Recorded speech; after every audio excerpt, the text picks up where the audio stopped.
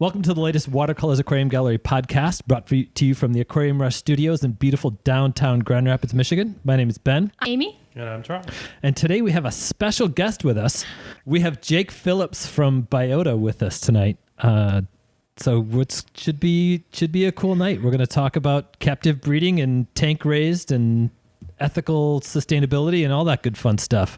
I'm so excited. This is going to be a really fun one, you guys. I have a list of questions. I don't have a list, but I have a head full of questions. We'll just see which one up. Right. So first, let's talk about what Biota is. Like, what's the company about? Talk about that. Yeah, so Biota, basically, our mission statement is completely sustainability. Everything we've kind of strived for was to make some hard, not normally attainable fish in the aquarium hobby much more obtainable or user-friendly, and while also giving back to the oceans. A lot of what our founder kind of takes pride in is being able to go dieting in Palau and seeing those pristine reefs and kind of knowing what's kind of coming with climate change and with overfishing and all those other things. So we just kind of want to be a solution to the overall problem that's going to end up hitting us in the next few years. How long has Biota been doing it? So Tom has been breeding fish his full life. Biota itself has been around for about 8-9 years now. Originally, we started breeding fish in Palau and exporting to different distributors around the U.S. But about 6 years ago, we decided to kind of go independent and start selling our own fish in the U.S. Okay, so I already have a million questions. Where do we begin? Start with what was that came to mind first. Well, it's really interesting to me to think about an individual, like, I don't know how long you said that he's been doing that, like actually being like, you know what, I want to personally get into marine fish breeding. That alone to me feels like an impossible hurdle to jump over. That was kind of how I started out, and but that was a bridge for me in the hobby, was trying to get into marine fish breeding, and I failed. Yeah, so I feel like that's for a lot of people. So many people try with freshwater and they get like guppies or something like that, and they see the guppies are laying or having babies like all the time. I'm like, I can do this with other fish. And then when you start doing with like other fish, I know Tom ended up going with like a couple cichlids and things like that. Then you kind of go into, well, I love the ocean, so let me try breeding these things and that thing. And I know Tom got really into seahorses for a few years out there and when he lived in Australia. And so he was breeding seahorses for a ton of years, and he started breeding kind of everything he could get his hands on.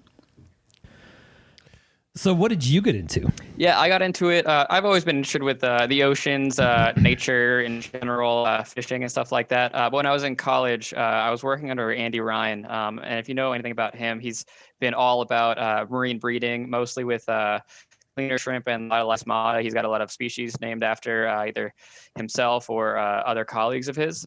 So he really drew my passion within breeding fish.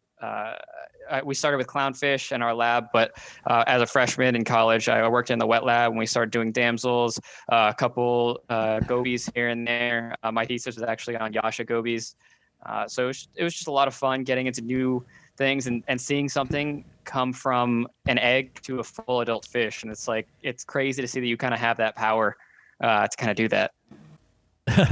That's pretty amazing. I worked with daddy backs for a while, and I remember that first time I got free swimming fry, and that's as far as I got. I got free swimming fry, and that was it. But I remember that feeling of looking at this 2.5 gallon tank with 250 teeny little orchid daddy back fry. Yeah, in it's there. really insane when you think about it. One pair of fish can make thousands, and that's like what I always think about. Like, when Tom's always breeding something, I'm like, one pair of fish is like that many less species taken out of the wild, especially the mandarins. He has like 80-90% success rate with the clutches, and that's thousands of less mandarins taken off the reef, which is crazy.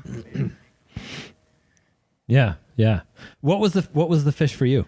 For me, I mean, everybody's got that one, you know? yeah. So for me, I was always really into like the symbiosis. So I saw the thing with the pistol cleaner, the pistol shrimp with the Yasha gobies, and that's what really kind of drew me Oh, into yeah. it. I'm like, I really want to do something with this cool symbiosis. I get to see it every single day. It's cool that they work together. The shrimp is basically blind, and the fish is kind of taking care of it after the shrimp does all the construction of the burrow and stuff like that. So once we started breeding those guys, I was like, it's over for me. This is the rest of my life.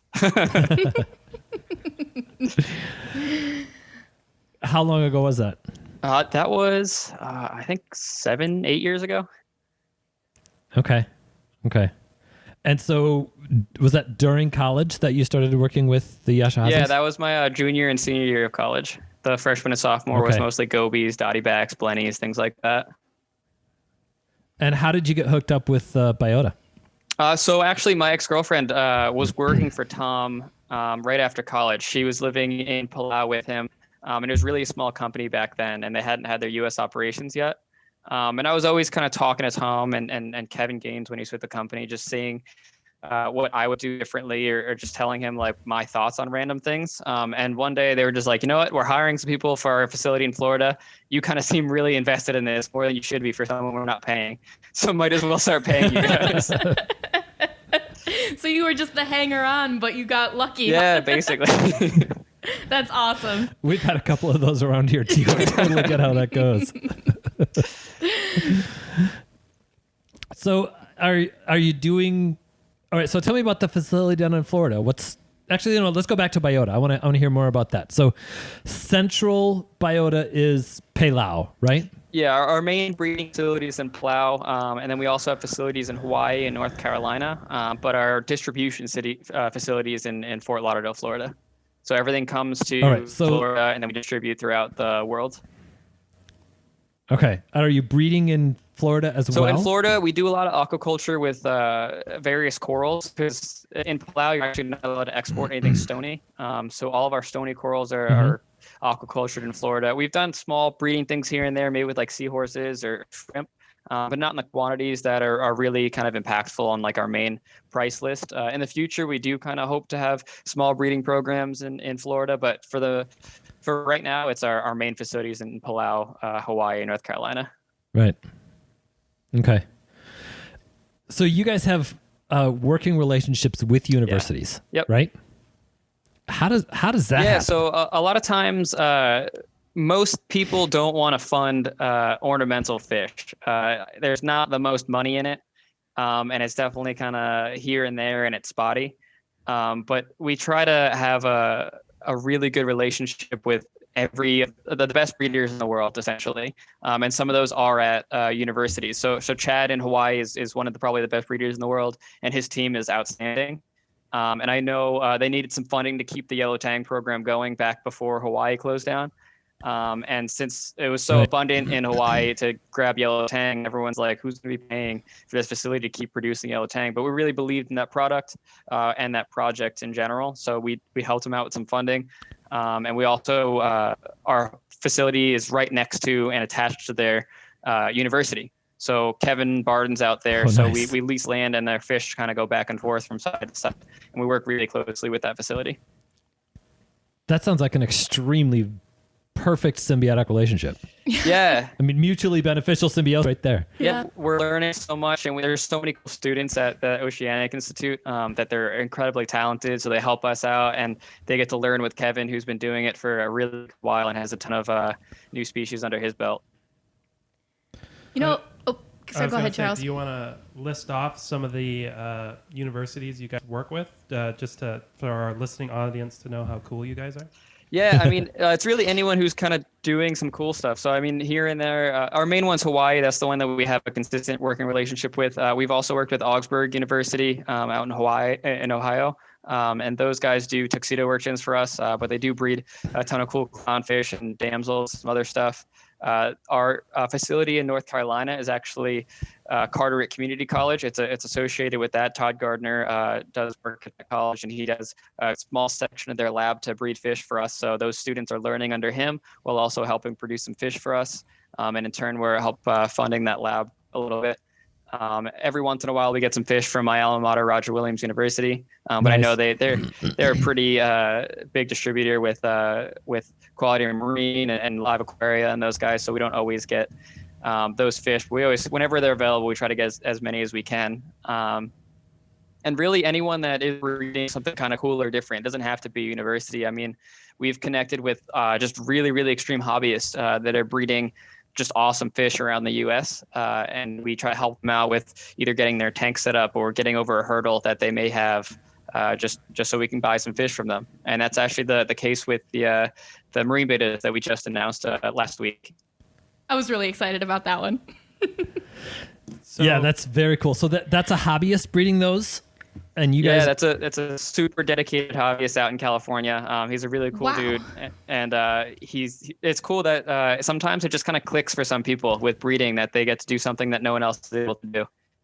Right. Yeah, that's kind of the dream, isn't it?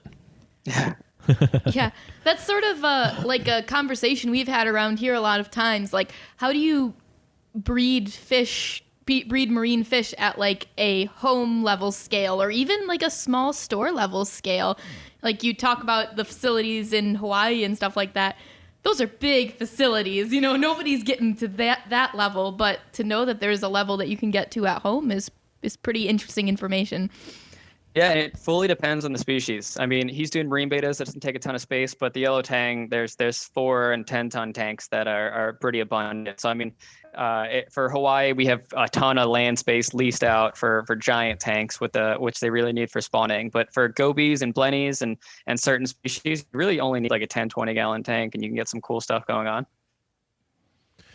So what kind of fish are out there do you like? Would you want a hobbyist to try and collaborate with you guys on? I mean, I'm always something that jumps out at you.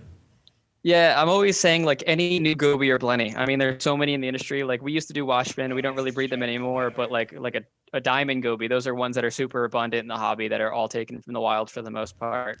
Different like a bicolor blenny or even a Midas blenny. Those are 2 really popular ones that no one's really kind of nailed down yet on a commercial scale.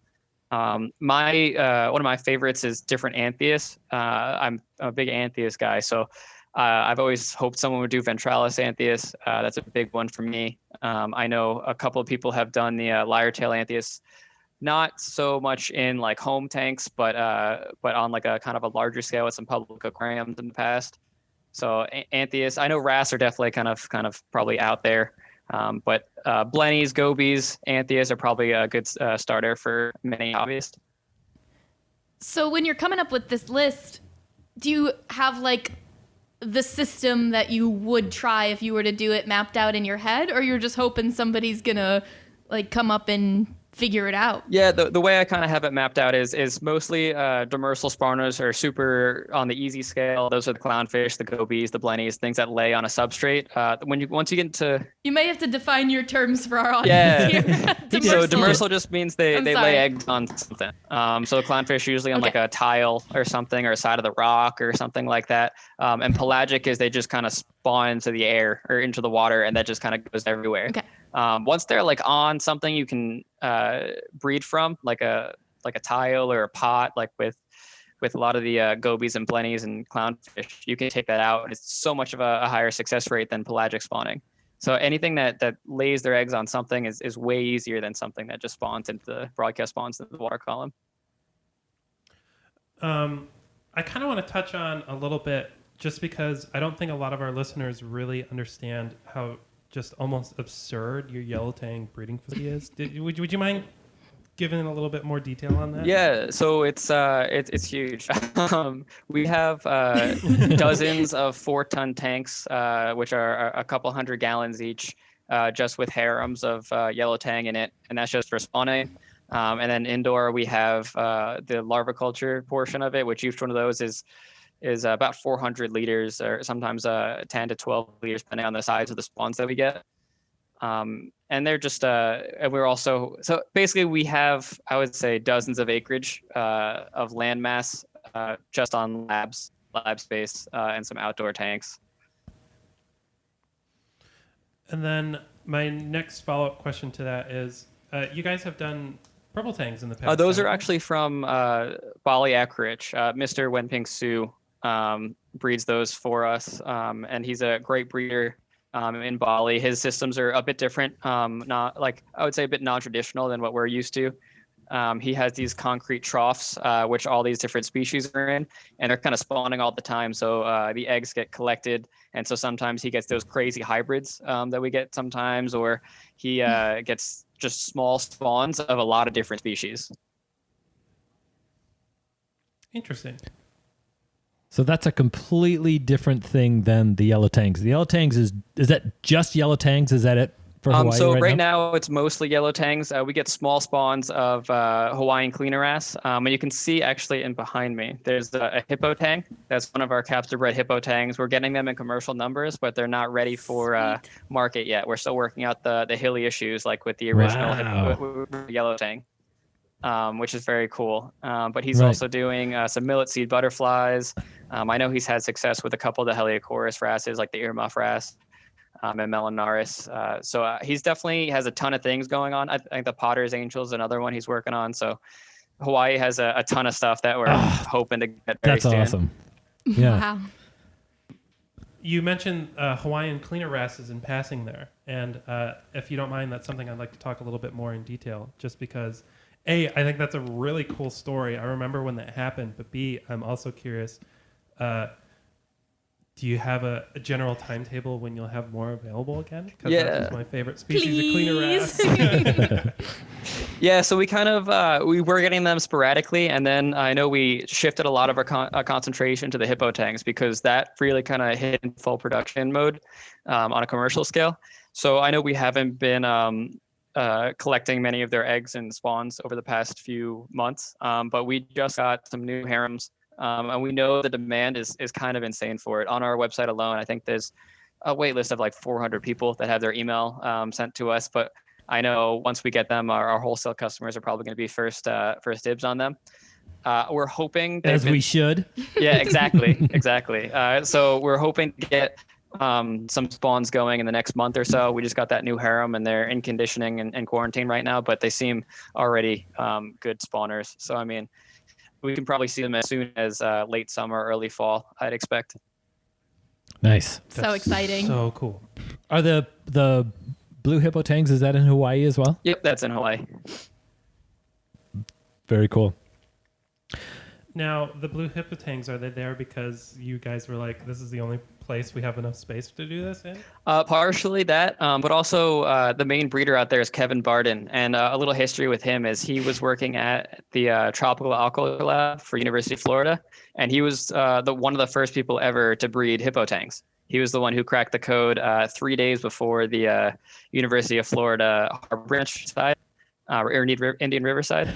So they were kind of in a competition to race to whoever got the hippo tang first, and they beat him by just a few days.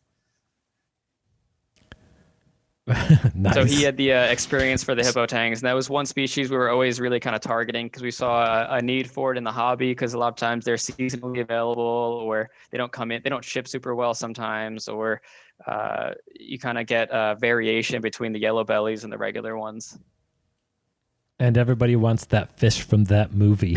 Exactly. Everyone wants the dory in their tank. Yeah. Not to mention, wild caught hippo tangs always come in diseased, like pretty much without exception. So it's pretty good to have ones that are captive bred for those reasons.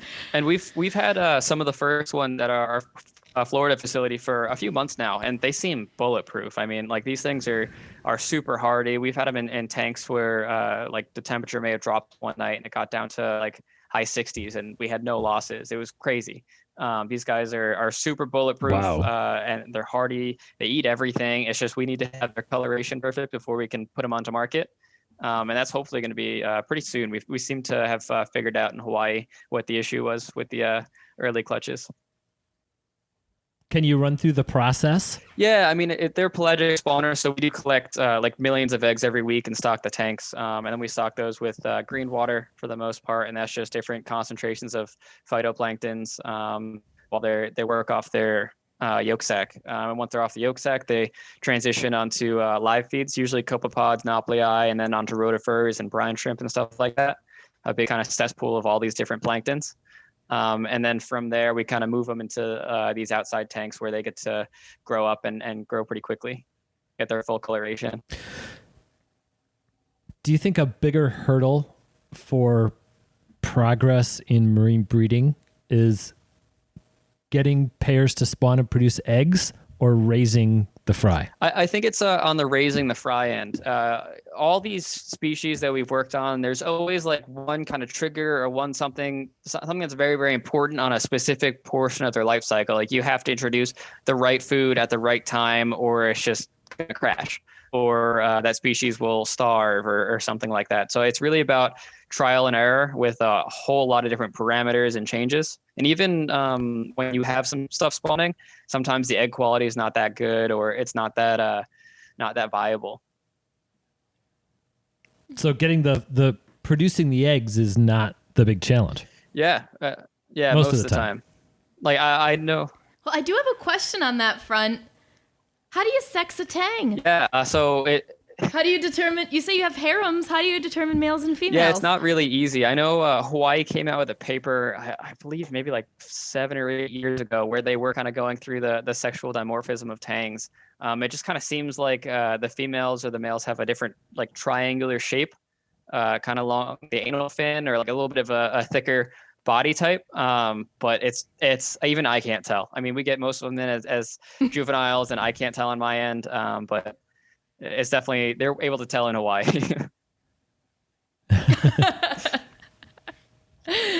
That's so funny. So then it's getting pairs and collecting eggs, or actually harems, you're saying, right? With tangs? Yeah, those guys are in harems. One male group of females? It's a mix of a few males and majority females. Okay. But I think the harems are around 30-ish individuals each. And how big of a system? How big is let's just say, hey, I have a whole bunch of money and I'm going to try it in my backyard, right? How big of a system for that harem? Yeah, when when Hawaii closed down, I had a ton of hobbyists asking me, how do I breed yellow tang? Is that easy? And I'm just like, it's not. I'm sorry to break it to you. This is the project that's going on for almost 15 years now. Right. So you need like a 4-ton tank, which I would say is a couple hundred gallons. It needs to be kind of taller in dimension, so they have the ability to go do their dance and spawn. And it's definitely tied towards like different lunar cycles and stuff like that. I know Hawaii has a ton of cool papers they published a few years ago detailing a lot of their spawning cycles. But collecting the eggs, you can find like egg collector diagrams online. And University of Florida has some cool ones come out. A lot of times people don't even know when fish are kind of spawning in their tanks at night. They'll catch them doing a weird dance like towards dusk, and they'll be like, oh, I guess that's what's going on. And then all those eggs get eaten by all the fish. Right. Okay, so we talked about tangs and how we leave that to the professionals. When somebody walks in the door and says, hey, I really want to get into breeding marine fish, where should I start? Yeah, so before I worked for Biota, I worked for a small fish store in Connecticut. And I kind of touted myself as like, oh, cool, I bred stuff in college. Like, anyone want to like learn how to breed stuff? So there was a couple different clients that were like, yeah, I want to breed clownfish. My clowns spawn all the time, and I want to do it at my house. So I was able to like set up a few different like spawning, or I guess a few different like breeding areas in people's homes where they could just breed clownfish. Because at this point, brown clownfish breeding has been so overdone that anyone can kind of do it with how many times they've been done in captivity. These fish have never seen a real reef or anything like that, so they kind of just spawn just because they know it's all kind of relaxed and stress-free environment in general. So you just really need like a 10-gallon tank and a bucket, and you can kind of get clownfish. So that's usually what I tell people to do, and they're really kind of amazed when you really that's all you need. You get some rotifer cultures, some concentrated phytoplankton. You put a few drops in every couple of days, and a 10-gallon tank with an air stone, and you kind of got yourself a breeding setup. So if someone wanted to graduate from clownfish, what kind of other things do you think someone like a hobbyist level could rear with like rotifers? And do you reach the threshold of, okay, well now I need to make the jump into copepod and opuli? Yeah, so I feel like a lot of things are possible with rotifers. It's just that you get higher yield with copepods because copepod is like legitimately the best food that most fish can eat. They're super enriched with so many different vitamins and nutrients and highly unsaturated fatty acids that they're just a perfect food for larvae. So I would say you can do like many gobies and blennies and things like that under rotifers, but you might just get like a dozen or so through settlement or something like that, as opposed to maybe like 50 or 60 when you're using copepods. Do you have a copepod species that you think would be most useful to a hobbyist? I think actually Reef Nutrition came out with those apoctopods, and I think that's like outstanding for home hobbyists. They eat prepared phytoplankton, so you don't have to have live phyto, which is also usually another hurdle for hobbyists. That's a big deal. Yeah, that's a huge deal. And I know, I don't remember who, but I think SeaWorld in California, they were trying to breed flame angels like 6 or 7 years ago, and they were using solely apoctopods to do it, which is it's cool. It's insane that they could do something off not having live algae. Wow. Flame angels are pelagic spawners, right? Not demersal? Yeah, those guys are pelagic. Okay. The flame angels are pelagic spawners. Right. Was there a fish that surprised you at how easy it was? I know. Well, the first time Tom did blotched anthias, he was really surprised how quickly they spawned, and that was actually an accident. Believe it or not. Yeah. So in Palau, we have a cold room for those deeper water species. I know we got the albi in there and a couple of other kind of cool deep water stuff we're planning on working on. And I think the AC kind of went out for a day and the temperature rose, and then all the harems of blotched anthea started spawning. Oh, cool. So they kind of ran around and grabbed the eggs, and that first spawn they had some decent success with, which was super cool. And I know there was some hurdles during metamorphosis where they didn't get the highest yield they were hoping for, but the fact that they were able to do it on one of those like first spawns when there was mostly an accident really kind of shows what we don't know about the breeding fish. Isn't that the exciting thing though? Yeah. You brought up Anthea, so I'm gonna encourage you guys, like you as Biota, to brag a little bit. I found on your website that a lot of your Antheus, Coral Beauty, and Mandarin broodstock are F1s now, and then like 50% of your Mandarins released last year were F2s. That's like, talk about sustainability there. Yeah. Yeah, and that's kind of the big goal. We like once we kind of take something out of the wild, then we don't really have to anymore in the grand scheme of things. And it's also way easier to breed something that's like an F2 or F1. And that's why why I mentioned clownfish are so easy to breed right now. Those are like F10 generations at this point. So once you kind of have fish that have been in the aquariums their whole life, they're usually way more apt to breed for you. Well, I have a big question, and maybe it's too big, but to you, is that the future of the marine aquarium hobby? Is aquaculture? It's going to look like freshwater looks like? Oh? I don't think so. I think there's a big push on aquaculture right now, but as we've seen with our Hawaii facility, I think before when Hawaii was open, there was roughly 350,000 to 400,000 yellow tangs exported every year. And we're definitely not up to those quantities, or really kind of close to that at the moment. And to be able to breed that many yellow tangs, we need almost like a whole island for breeding yellow tangs.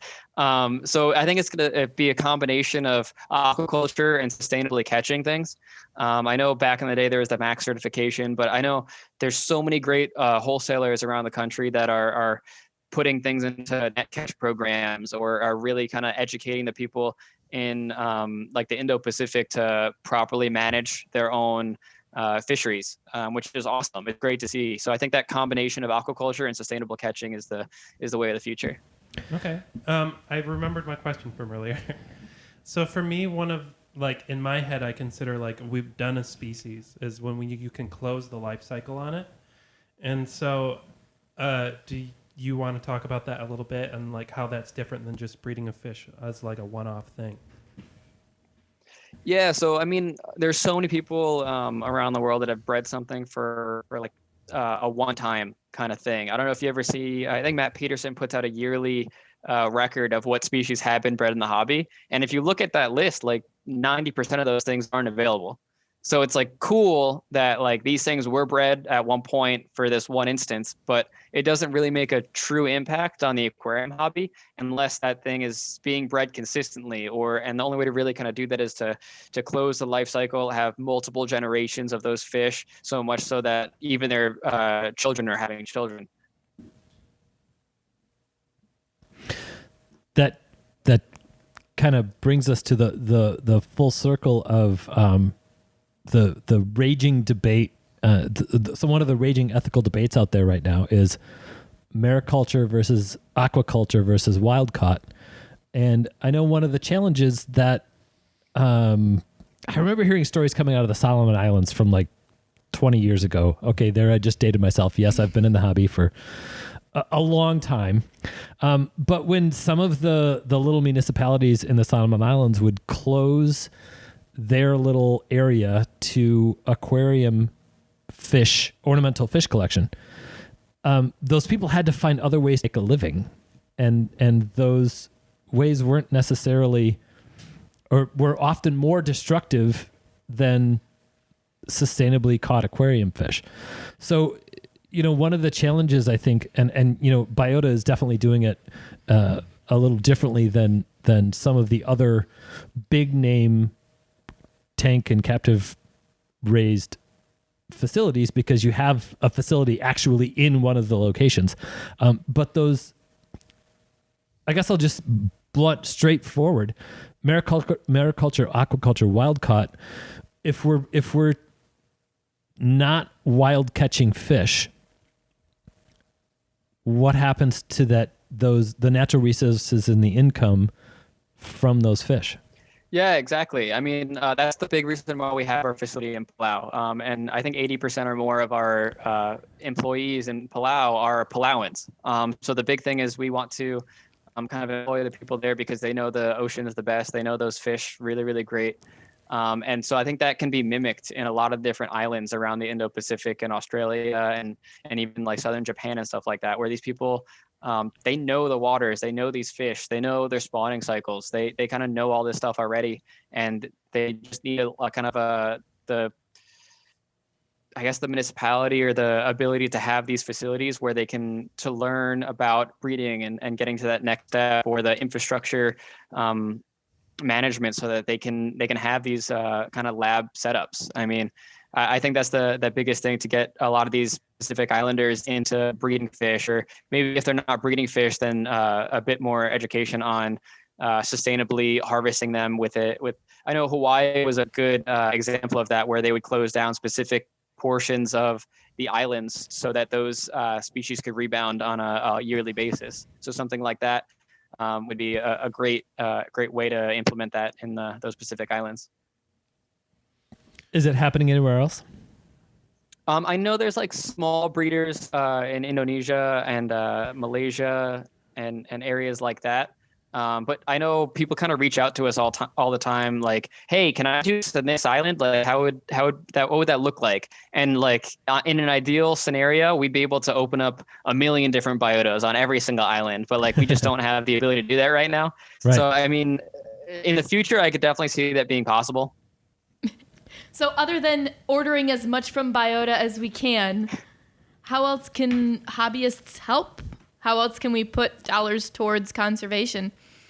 Yeah, I think the good thing is just getting money to the guys that do it right. I mean, it's not just us. I mean, there's tons of sustainable businesses out there, especially the guys who teach the collectors about proper net catching, so they're not using cyanide or something like that on the reefs. I mean, any of those guys that are doing it right are usually the way to go. And usually what I like to tell people is that if a fish is cheap, there's usually a reason for that. I mean, like even like the damsels that we breed, like we can breed them by the hundreds.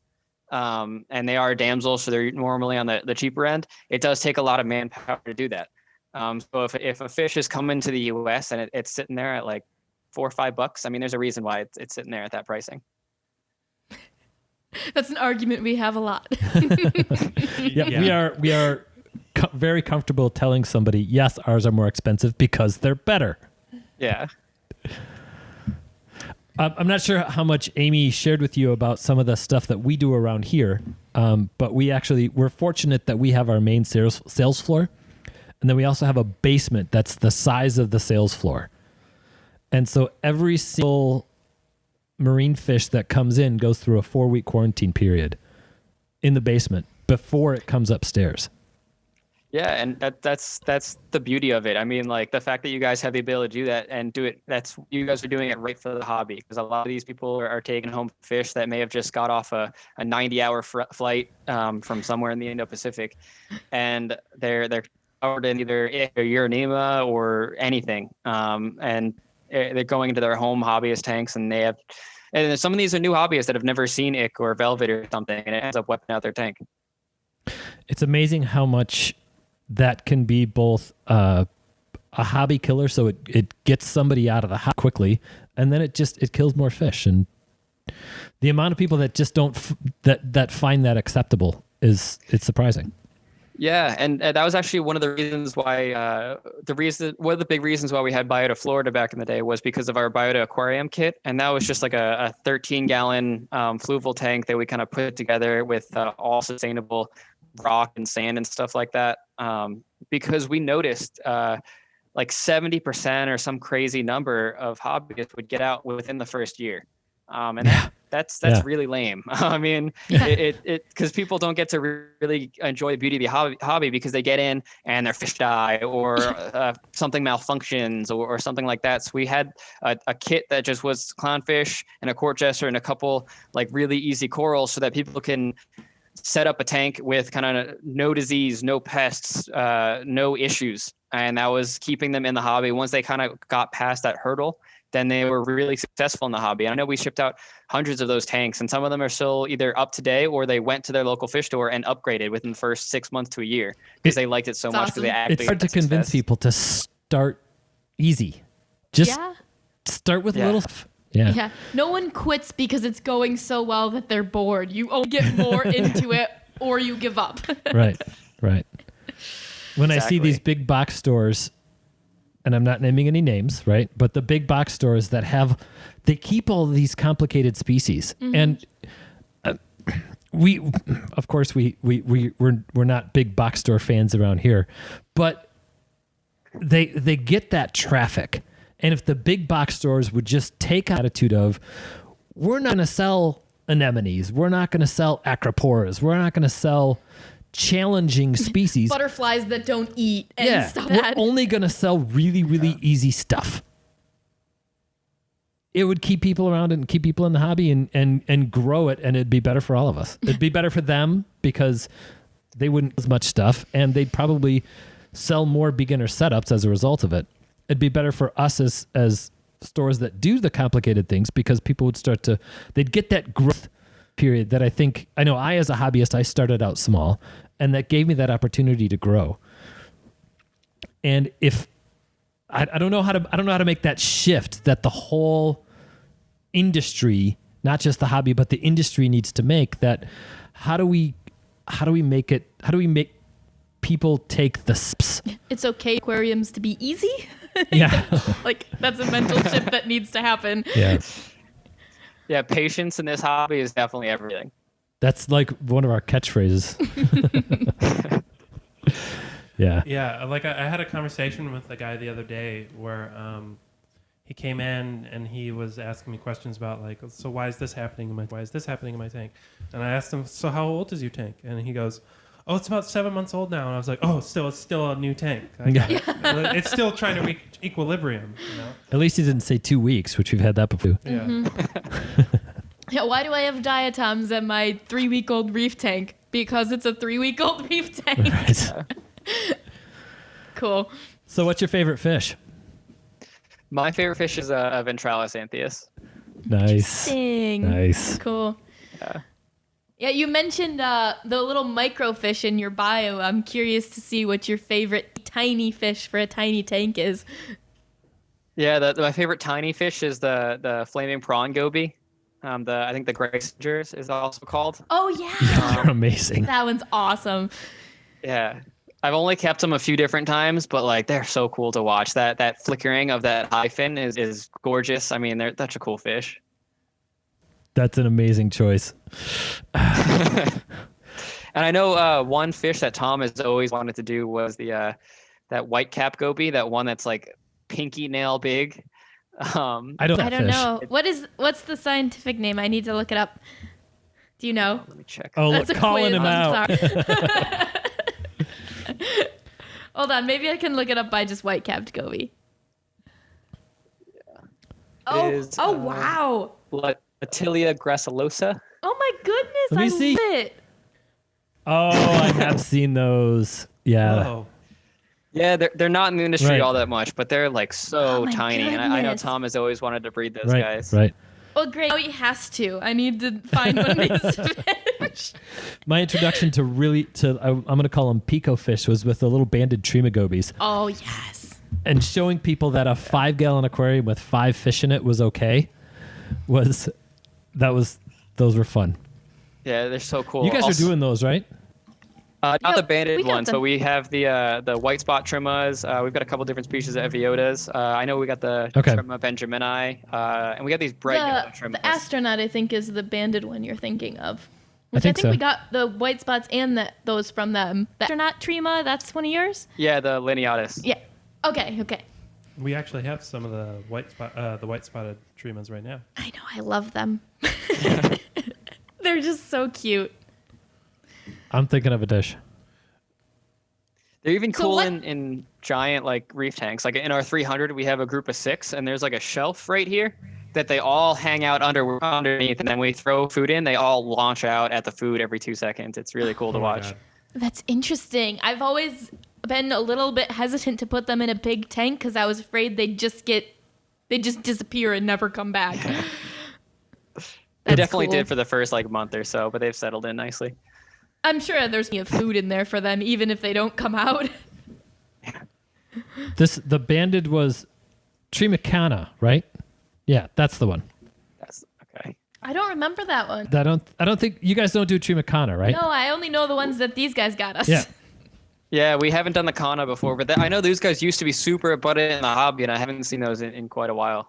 Yeah, we used to get those from Quality Marine, like probably that was 11 years ago. They used to have them on a pretty regular basis, but that's It's not a good look when all three of us are the same age. You know? It makes it harder. yeah.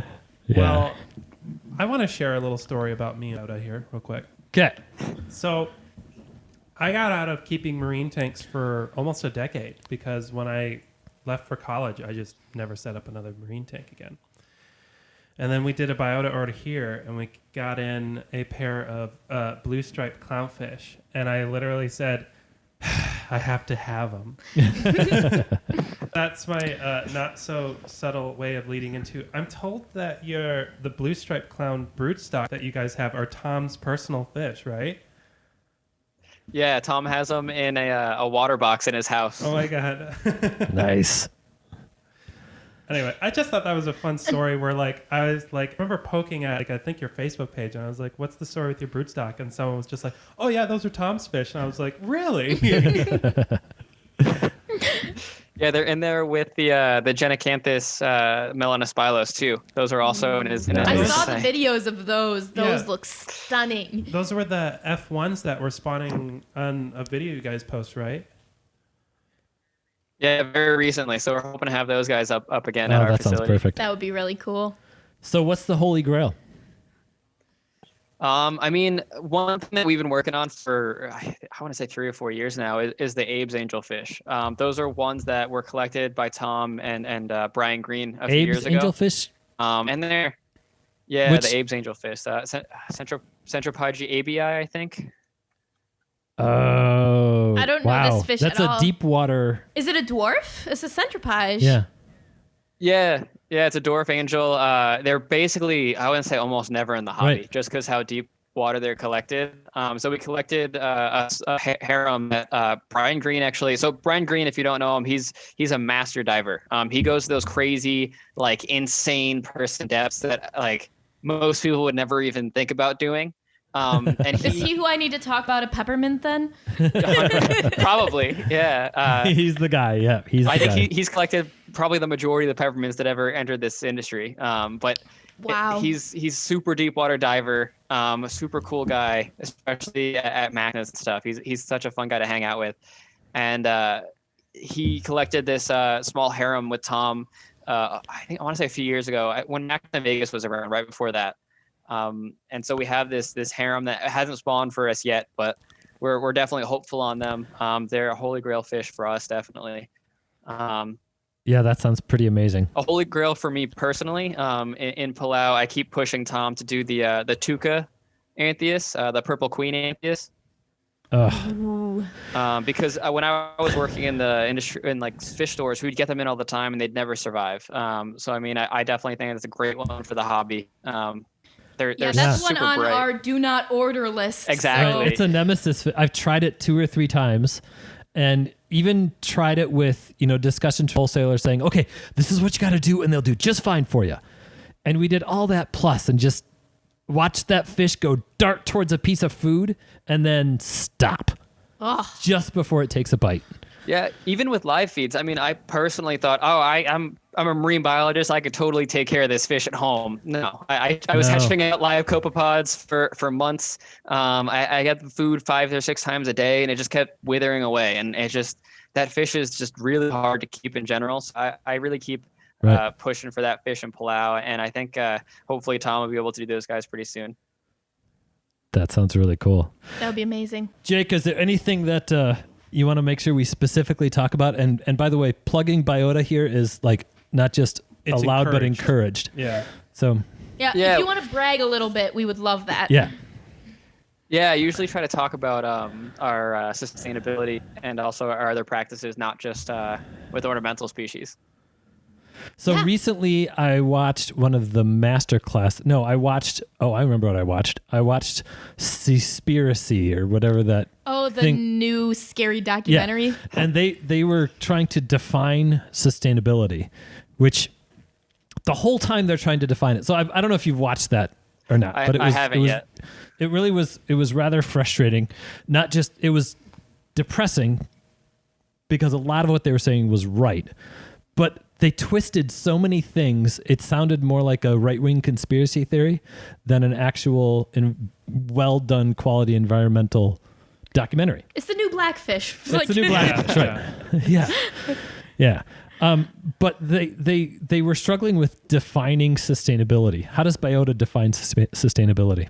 Yeah, I know Tom's biggest mission is to give back to the ocean rather than take from it. So a big part of what we do isn't just breeding fish for the aquarium industry to make sure that we're taking less out of the oceans, but we actually give back to the waters around Palau. One of the biggest delicacies in Palau is actually the rabbit fish that we sell as an ornamental item. Mm-hmm. So we breed thousands of those, and we actually release them back into the oceans in Palau and the reefs in Palau because they're great grazers. They keep the reef super clean, and when they grow up, they're about dinner plate size. So they're a perfect fish for a food fish for their culture, and it's a great fish to give back to the industry. And if you look at our Facebook, we have not monthly, but very, very frequently, we have a lot of the school children in Palau do fish releases with us. So basically, for every fish that we're breeding for the aquarium industry, we're actually releasing rabbit fish into the reefs of Palau for food and for to keep the reefs healthy.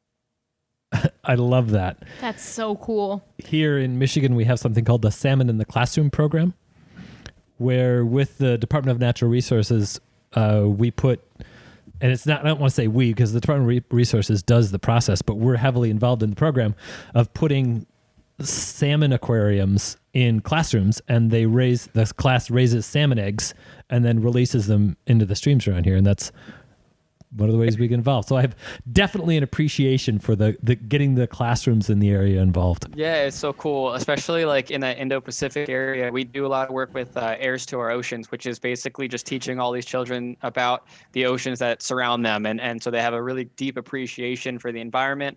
And so that when they grow up, they kind of take care of it. And that's kind of the big reason why we got into aquariums, because like a lot of these landlocked states, a lot of people never get to see the oceans. But if you have a touch of the ocean in your house, you really kind of tend to care a lot more about it. That's perfect. That's a philosophy and that's a mantra around here, where the naysayers that say, why is it okay for you to take fish out of the ocean? And actually, I use that as an interview question for when I'm interviewing people for a job here is why do you think it's okay to keep fish in captivity? It's a really hard question. Oh, the shifting in the chairs that happens when I ask that question, and that nails it right there. Is I have had the privilege of being able to dive on coral reefs, but I know that that's a select few that get that privilege. Yeah, and how else are we going to get people to love and protect it?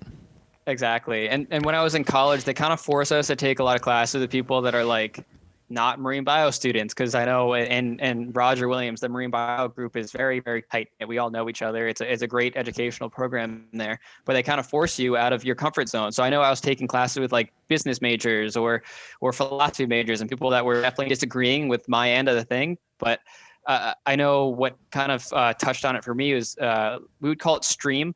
So an aquarium has all the educational tools everyone needs to kind of have like success in the real world. It has science, technology, engineering, mathematics, but also has responsibility because you're caring for a live animal, and it's an art too, because you're taking care of these animals. You're making an aquascape. You get to see something like living and growing in front of you. So it's a full stream kind of mentality where you're getting every aspect of education in one little glass box.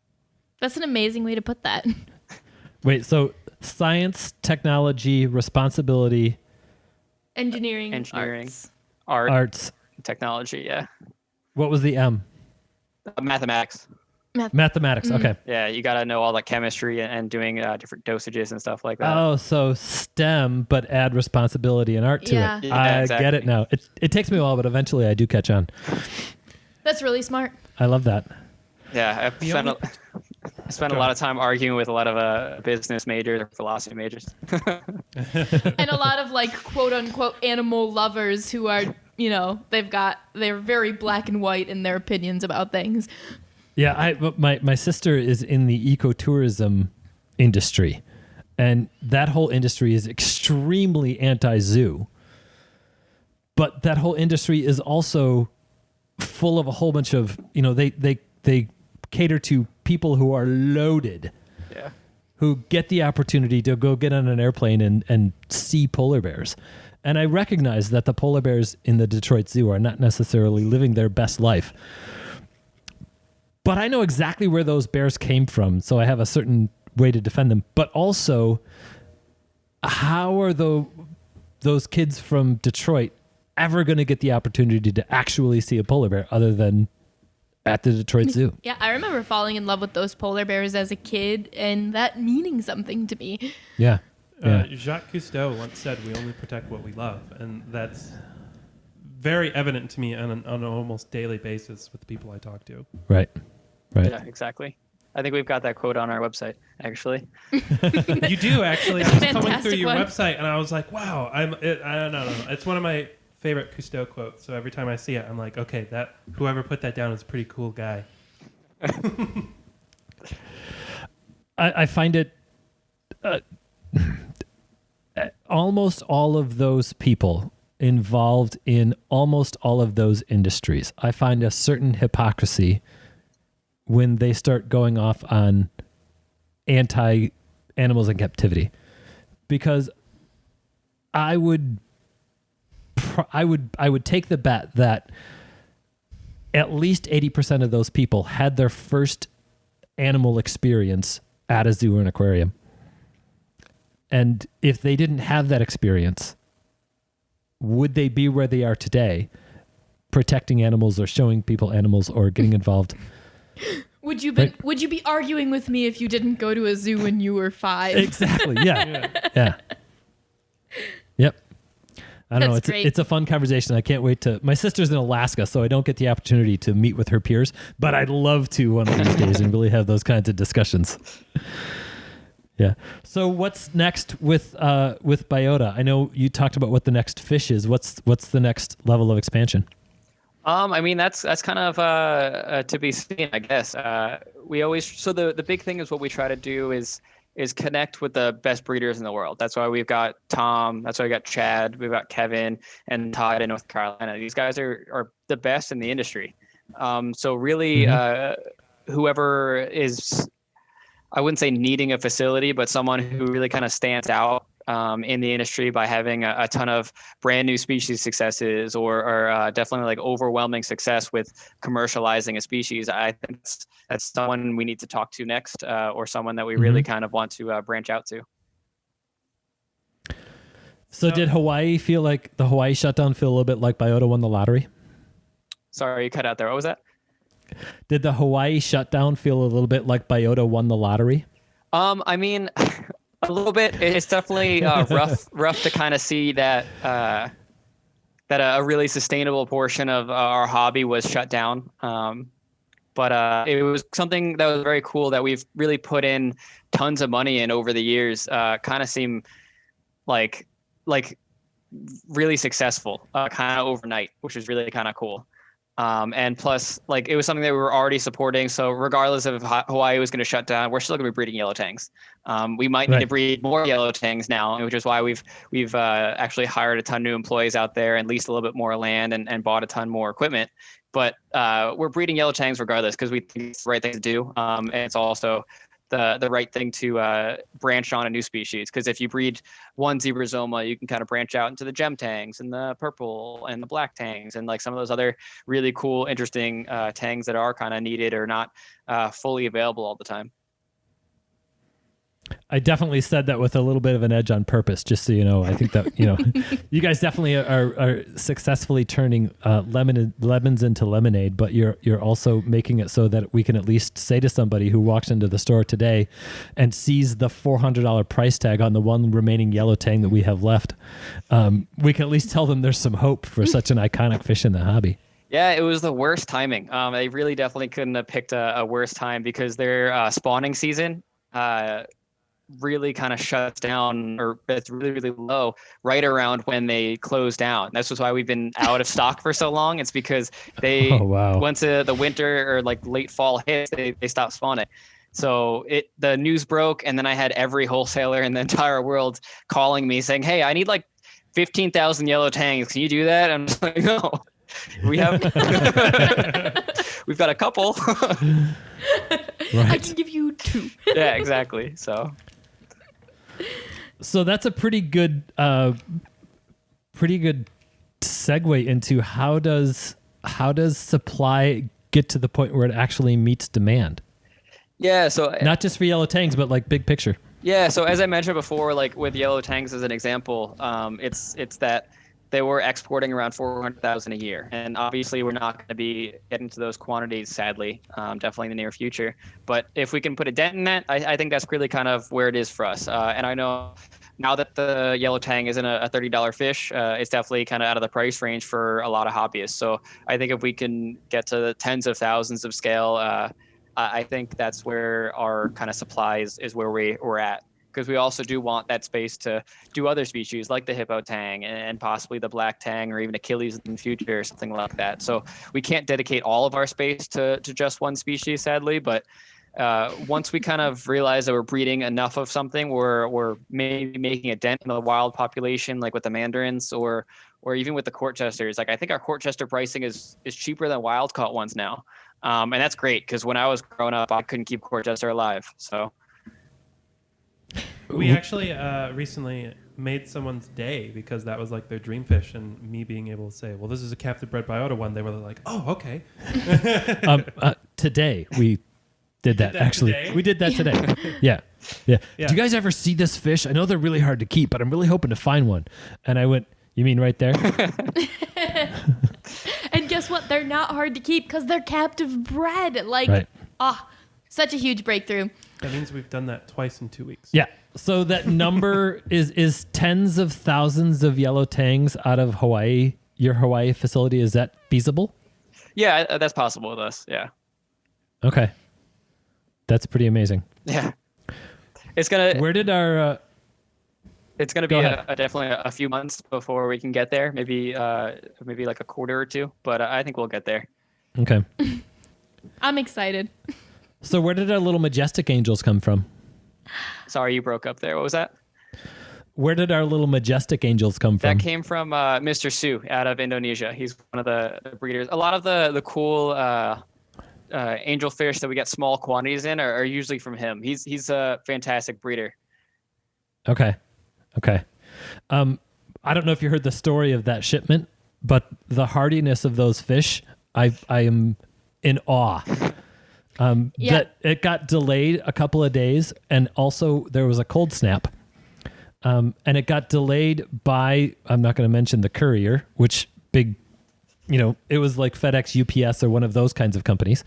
But it was delayed for 2 days. And when the boxes finally arrived, I put a thermometer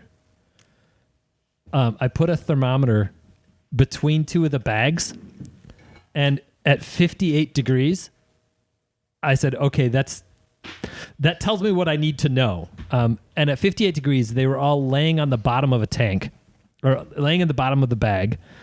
And I had very little faith in their ability to survive. And we got 3 of them. And one of them, in about 10 minutes, was swimming around, and the other 2 were just laying there gasping. The next day, all of them were eating and doing just fine. Today, they were all begging from me. Yeah. But they got down below 58 degrees. Not something I would recommend a hobbyist do, by the way. Yeah. So that we found, so due to that carrier that's not named, we actually are switching to a different carrier this week. Actually, it wasn't that. It definitely wasn't the first time. I've been in talks with the other carrier for a few weeks now. We just finished up our last meetings, and it looks like this week we're going to be able to switch, just because they kept having issues with a lot of our really important clients, and really kind of, even when we were shipping tangs from Hawaii to our Florida facility. I remember one specific instance where we had, it was a couple hundred tangs. I mean, I think it was like 15, 20 boxes, and 8 boxes just mysteriously lost. And so they were in the bags for 6 days. And obviously, like, I'm not the biggest optimist when something like that happens. And those tangs from Hawaii, and these are post-larval tangs, still clear, they arrived to my Florida facility 6 days later, and we had like an 85% survival rate. And I'm like, this is insane. Like the stuff that Chad, and that's after fasting them for 24 hours. It's crazy that these larval fish were able to survive that whole couple extra days of delay. But we've definitely switched. I feel like that would be unimaginable with wild caught fish. I think so too. I can't even contextualize. Yeah. The only fish that we know definitely don't do well with cold are the mandarins. They, once it goes below like 70 degrees, they really don't. They're not happy campers. So those are the only. Well, they're like really super shallow, ones. right? Yeah. Are mandarins? Yeah. Yeah. Yep. Do you guys have mandarins available right now? We do. We got a shipment in, and we're getting another shipment in this weekend for them. So okay, they're back to being available. Take note. We need to do a Biota order this week. Yeah, it's a fish that we have, I don't know, fairly famously at this point, because people are constantly asking us about them, and we cannot train the wild caught ones on prepared foods well enough to maintain the amount that we need for our customers. So for that fish, for us, captive breeding, I think, is the solution. I think it's the only way we're gonna. Yeah, we've tried a lot of different methods, and our success rates weren't consistent enough for us to continue to do them. Yeah, and I think that's the case for a lot of people, and that's the reason why Tom invested so heavily in mandarin breeding. Like it definitely in the beginning, no one is really gonna spend like 2 times or 3 times the amount for a captive bred mandarin, because they do take so long to get to that tiny saleable size. But it's just that the case with wild caught ones, it's so heartbreaking, because I know, like, when I was working in a fish store, like, you had people that were either buying mandarin after mandarin and hoping one will eat frozen food or plate food or whatever you're trying to throw at them, or had other customers that were coming in spending like hundreds of dollars on copepods. And I'm just like, dude, if you just had a captive bred option, you're not spending hundreds of dollars every single month on copepods. Right. A good deal on a dead fish isn't a good deal, even if the fish isn't dead when you buy it. Yeah. I've heard rumors that some of the captive bred ones will take pellets. Do you think that's true? Yeah, I mean, at our facility, we mostly feed various sizes of pellets, mostly TDO B2 size and the PE pellet, actually, we crush it down to a 400 micron size, and they do tend to do well with that. One thing we actually started doing, which I'm really happy about, is so one of the guys in the Palau facility, his name is Manu, and he used to work for various wholesalers and fish stores in Spain. And he's super knowledgeable about everything in the industry, in the European market and stuff like that. And he uses a lot of Easy Reef when he was in Europe.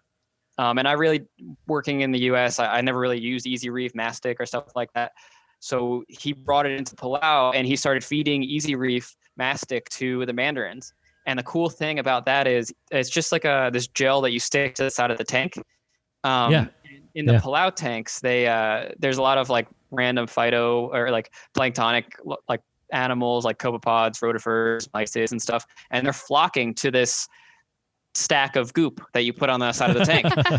And so the mandarins are going after these copepods, and the copepods and stuff are going after this goop. So they're inadvertently learning to eat this stuff on the tank. So when we got them here, Manu was like, feed them some mastic, throw some mastic in the bottom of the tank. And like, lo and behold, we throw it in there and all the mandarins are swarming around this pile of mastic in the tank. So they definitely are easy to train, especially when they're captive bred. So when we get mastic from you, when we get mandarins from you guys, we should feed them mastic? You can. We usually put it. Yeah. We put it on some rock, or usually we use dead coral skeleton or discs or something like that. We put it in the bottom of the tank so we can lift it out, and we just kind of put it on there and put it in the bottom of the tank, and they go after it. Mastic is actually a product that we keep around here for trying on finicky feeders. Yeah, it's definitely a wonder product, and I like its shelf life, especially. I think it's like 2 or 3 years. Okay, so here's just a straight up real practical question. So we do a 4-week quarantine process on all of our saltwater fish. Do we need to do that with Biota fish? So we get this question basically every day from hobbyists. Right.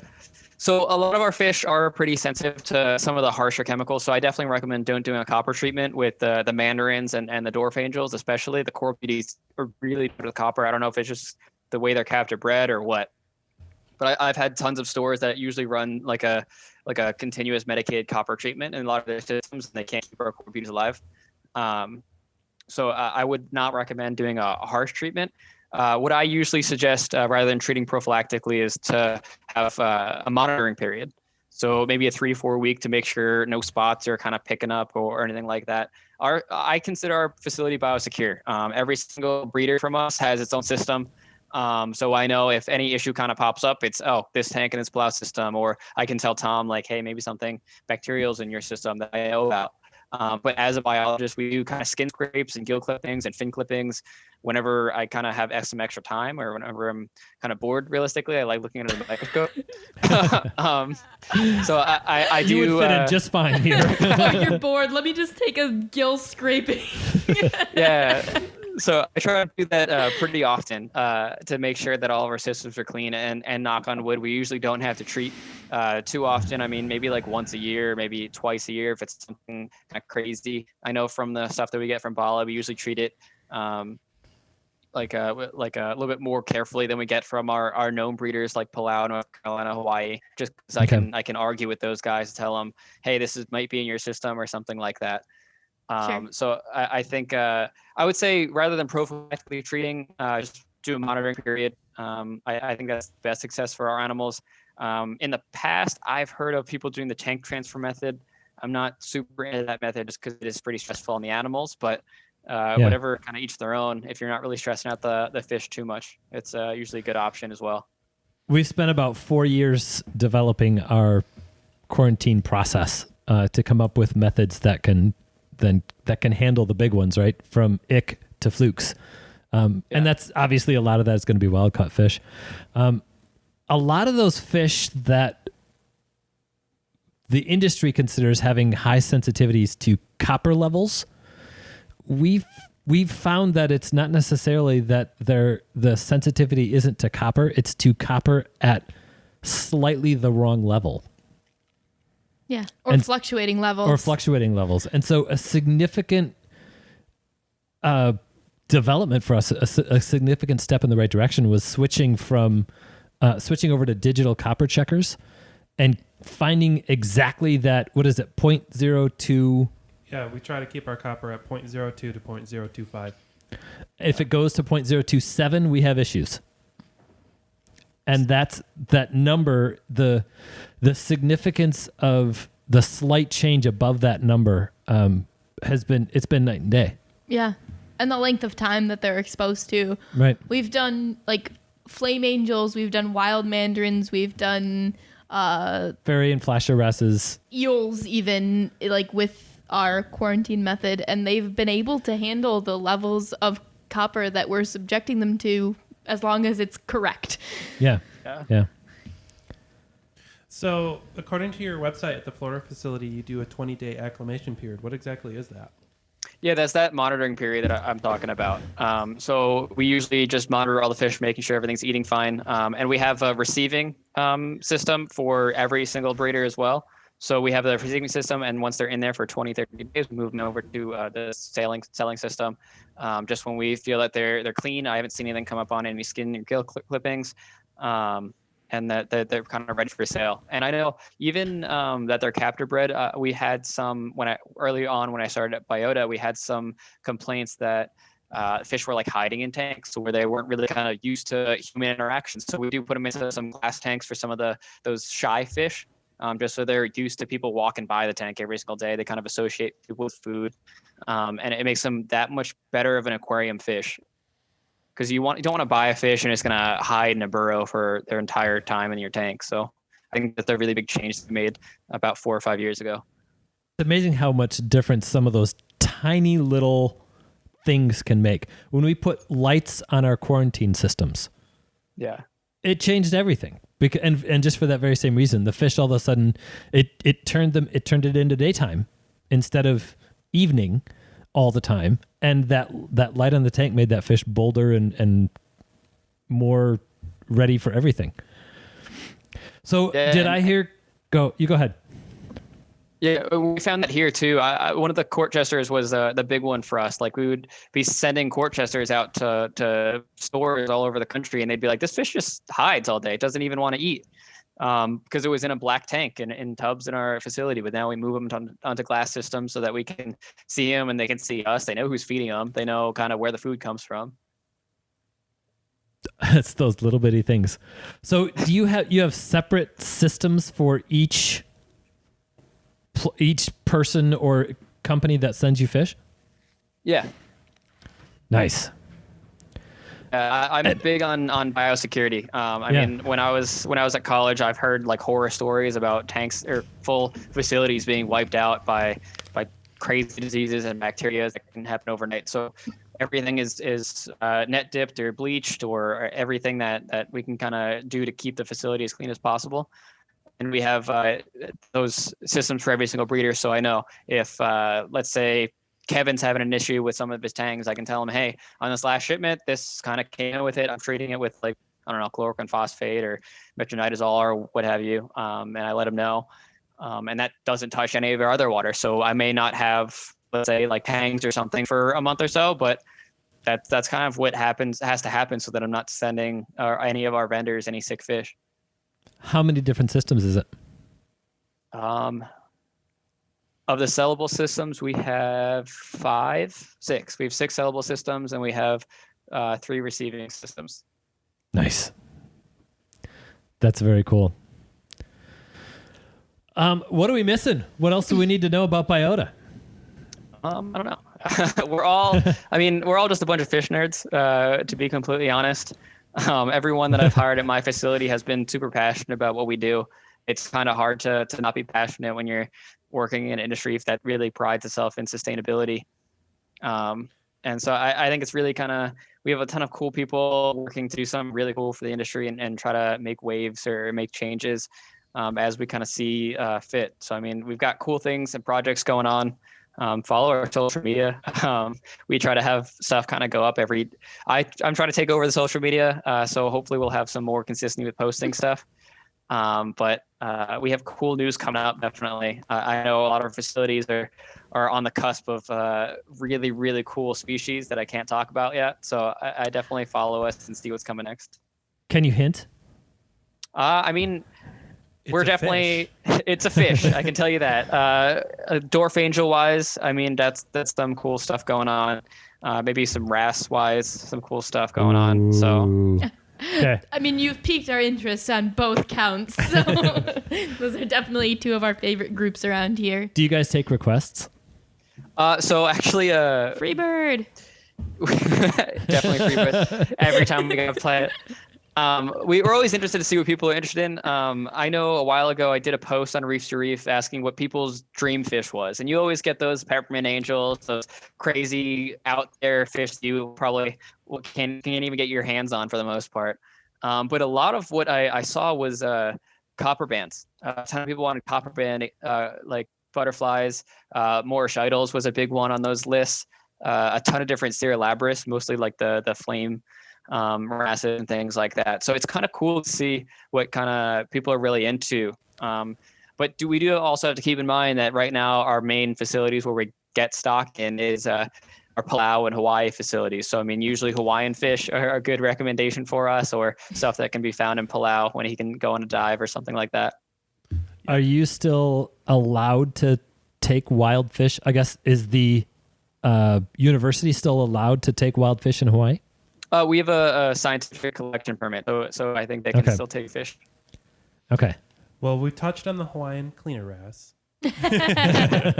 What else is there?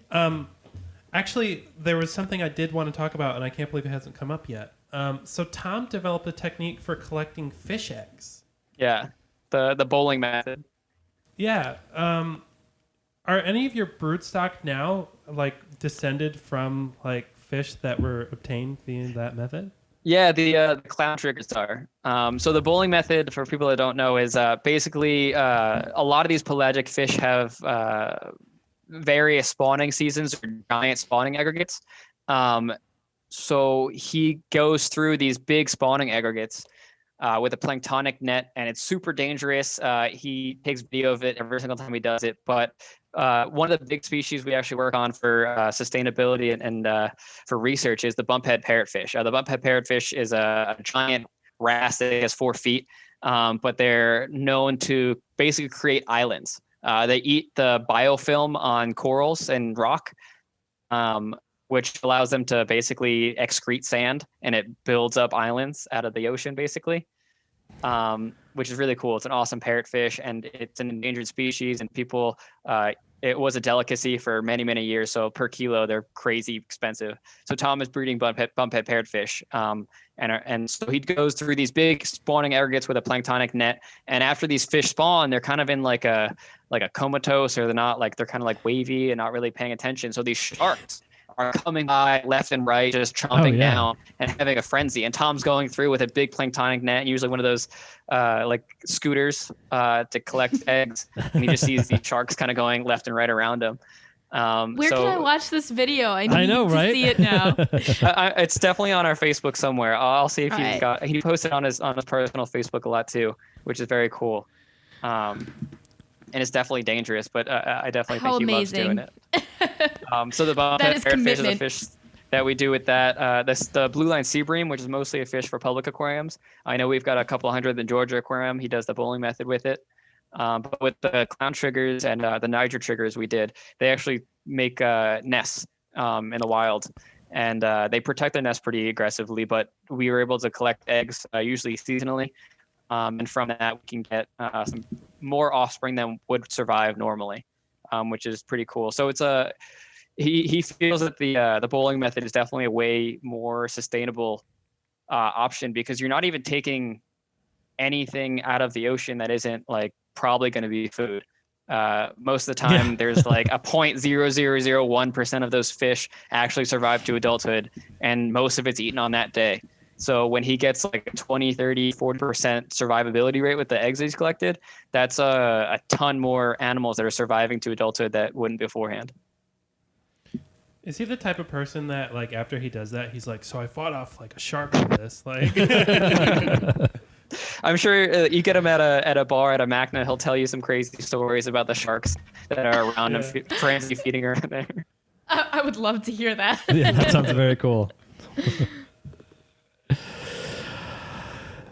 Well, we covered it. What was that? Well, have we covered it? I think so. All right. Unless you guys I have want to any other ask him our questions. question. What's that? Our fun question. So we did a podcast a couple of episodes back where we came up with, how do you design a system around a fish? I'm way putting you on the spot here. Like, for example, Charles designed a beautiful flash arrest system where the flash arrest could come and do his flashing and do his huge display in front of a whole bunch of females back in the rockwork. So if you could choose a fish, doesn't have to be your very favorite, doesn't have to be your holy grail, but it could be, what would that fish be and how would you design a tank around it? Yeah, that's actually you can't see behind me, behind the thing, but in my apartment I have a 60-gallon cube. I've had it for like 2 years now. I'm waiting on, it's going to be a deep water acro tank. So it's going to be deep water acros with Ventralis anthias and Halfrechi firefish. So those kind of like deeper water fish, some dimmer lighting, and it's hopefully maybe we'll get some spawns out of there, which would be kind of cool. But it's a dream tank that I've had for 3 years and I haven't had the time to set it up. But I think hopefully this year I've got the guys over at TSM Aquatics looking for some really nice Ventralis for me right now.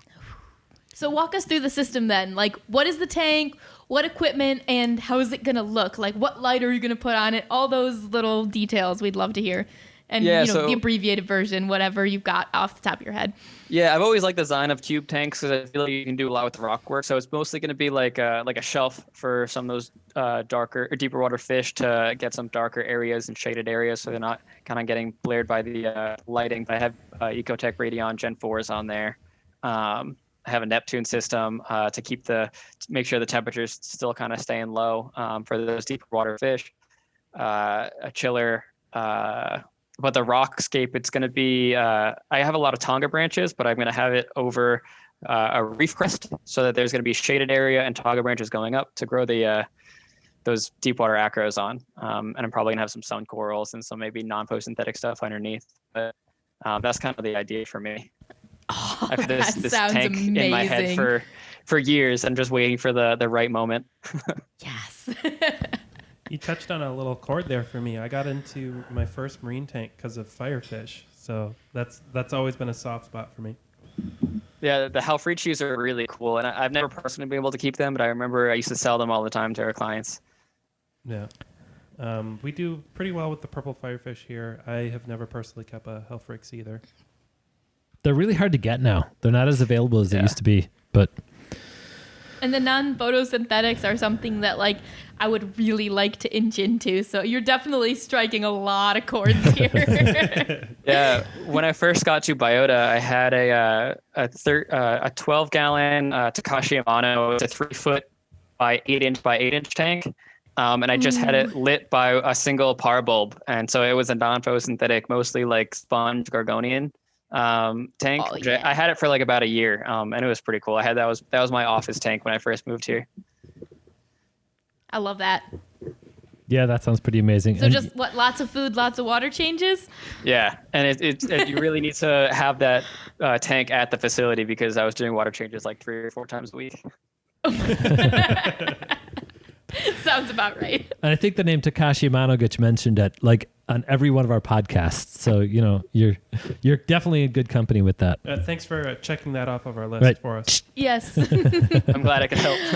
and I feel like people never put like beautiful high-end tanks and setups like that, but it's just sometimes is the finished product, that makes it, that puts it from like just like a little hobby tank to like something beautiful, Well, something a lot of hobbyists, at least I noticed in saltwater, is when like freshwater hobbyists will upgrade a tank by getting better equipment, but often saltwater hobbyists will upgrade the tank by just going bigger. Mm-hmm.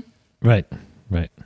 I would love to see what kind of ideas or innovations people come up with if they just were like, well, I have a 10, so what's the best version of that? All out. Yeah. Sure. Something awesome. I think the saltwater hobby is making strides towards finally. And the availability of tank-raised, healthy nanofish, I think is what's going to make all that difference. Yeah. Yeah. Yeah, all those beautiful nanos I've been seeing going up are really exciting. Yeah. Definitely. Well, Jake, this has been really fun. We really appreciate you taking the time to hang out with us for the evening. And Yeah, thanks for having me. It was a great time. We could probably just keep going forever, but I guess we got to let you go to bed eventually. Yeah. All right. Well, once again, thank you to Jake from Biota. Check out Biota's website, check out Biota's Facebook page, and check out some of the cool Biota fish we have here at the Watercolors Aquarium Gallery. Mm-hmm. Any other social medias or anything that you need to plug from Biota? We're starting to do Instagram a little bit, but other than that, it's mostly Facebook. Sure. Cool. Yeah, like Biota's page, guys. Come on. Yeah, definitely. And for anyone who wants to hear more from us too, you can also give us a like on our Facebook page, subscribe to our YouTube channel. Make sure you subscribe to this podcast to get more episodes like this. Hopefully we'll get some more amazing guests on pretty soon. Hopefully Jake puts the good word out that we're not horrible to hang out with for a couple of hours. I'm definitely here under my own will. Blink twice if you. Well, thank you very much, everybody, for listening to us this evening, and let's have lots of fun and keep those hands wet.